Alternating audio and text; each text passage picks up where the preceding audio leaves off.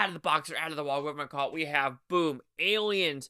So this was interesting that Fox decided to release Aliens, True Lies, sorry about that, in The Abyss. And those are the only four, like, James Cameron's movies decided to do, and this was the best looking one. I still haven't watched Abyss and True Lies in 4K, but anyway, we're not talking about that. We're talking about Aliens. James Cameron. Like I said, when I did the Alien review, there's multiple versions, and each one before the new Alien movie, I am going to watch the special edition one. Now, I want to say this special edition one also came out in 1990. So there's an 86 theatrical version, and then the 1990 special edition was 17 more minutes. I'm watching the 17 more minutes from 1990. Let's see how it holds up.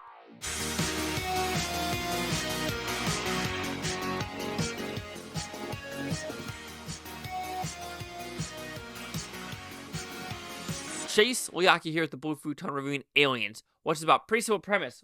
Let me just tell you, folks. Thank you. 57 years, hypersleep from the first one to now this one. And now that one, she was kind of with the cohorts. And now this one, she's with Marines to try to kill the aliens. So this one, you have a more, I want to say stacked cast, but there's more cast that you might realize. Yes, you have John Hurt in the original.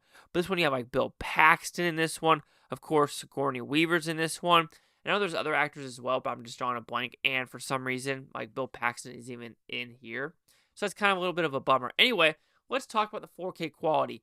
Again, I am just in shock. Like these movies from 86 and 90, all this footage looks so damn good. The crisp colors, the dark blacks, the sound.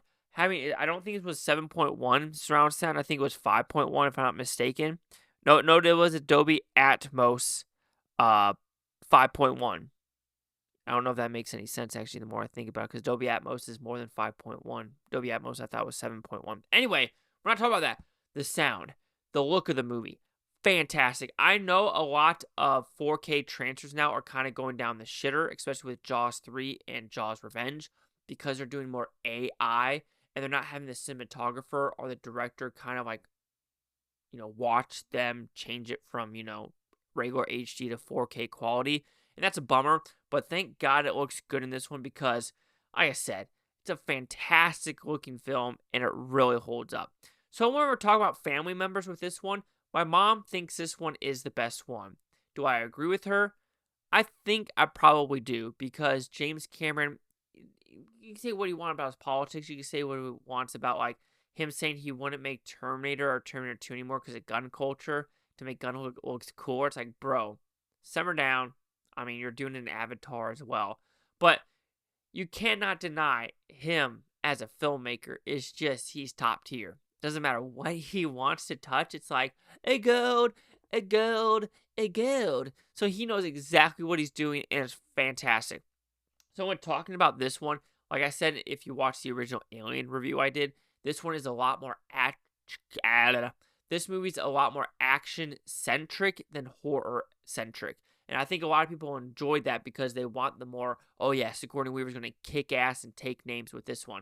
I know this is starting to be the point, this one and the third one, where Sigourney Weaver was like, she was becoming a co-producer and she had more clout to put what she wanted in the movie. Because I know like the third one, I heard she said she didn't want any guns in that movie, so that's why that movie went that route. This one, it was the main thing about private parts wearing underwear, apparently. So there's that interesting where someone wanted her to do something and she refused to do it. So interesting, like I said, trivia behind the scenes footage.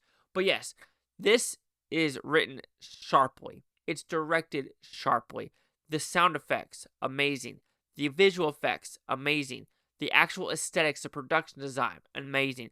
The action set pieces, amazing. The practical effects, amazing. This is where the first and second one really pushed the bar in practical effects, and where I think the third and fourth one, but we're not talking about that one yet. We're talking about this one.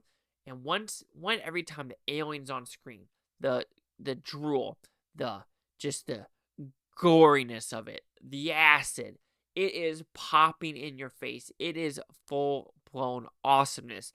And just the creativity. That's what I think I miss the most when watching these movies and then going to like these newer movies that are just way more CGI centric. And I love that the new Alien movie that's supposed to come out 2024, Freddy Alvarez, if I'm saying his name correctly, he's way more into the practical, try to build the sets. Thank God, because when I hear that, I'm like, thank you, baby Jesus. Because when I see the trailer for like Wicked, I know I'm talking about completely something different, but you're like, that is so CGI, it takes me out of the film. Because when you look at the old school Wizard of Oz, yes, they did a lot of horrible stuff on that set, but it was all practical. You see what I'm getting at? Is this one, like Wicked, is going to be like in 75%, 80% CG. This new Alien movie isn't. And I love that it's taking that just awesomeness of practical, like he did with Evil Dead, like he did with Don't Breathe, and he's going to put it in this Alien movie. The bantering between the Marines absolutely works with Hicks, with Bill Paxton, with the Hispanic lady as well. I mean, top tier bantering. It works. You believe the believability of it. Yes, some people might think that Bill Paxton was a little bit over the top in this one. Of course, this was kind of in the heydays of him. Also was in Weird Science. And he's been in other movies as well, like, Twister, Frailty, which Frailty is a freaking fantastic movie, if you haven't seen that one as well. But yes, the acting, top tier. The action, top tier. James Cameron knows what he's doing. Again, like I said in the first Alien movie, it's hard for me to just keep talking about movies like this that so many people have seen, so many people enjoy, and the only reviews are there only like really, what am I trying to say, views, I would go higher if I dog shit this movie. But if you're dog shitting Alien and Aliens, you are lying to yourself. I think that is the main point, is what I'm trying to say, is when you go into Alien and Aliens, you're going to go in for badassery, you're going to go in for good character, you're going to go in for good character arcs, you're going to go in for good special effects, good practical effects, good dialogue, good action set pieces. It's just overall badass experience. Like I said, I'll say some negatives. Sure, Newt could be a little bit annoying, like with the scream. Sometimes it's a little overbearing. And yeah, sometimes Bill Paxton, you're just like, man the fuck up. But other than that, watch Aliens. It's pretty simple recommendation. So Aliens will receive a 4.5 out of 5 of Futons, which equals that 90%. So see, the Critics News Scores gave this one. So critics, a 94 with 141. Audience score, a 94 with 250,000. I don't think I've ever seen a sequel movie with this parallel of lovability. Because if the original Alien was 93, 94, this is 94, 94. So, I mean, what do you want me to say? It's a great movie. Critic consensus. While Alien is a marvel of slow building atmospheric tension, Aliens packs a much more versatile punch, and features a typically strong performance from Sigourney Weaver. I have to agree.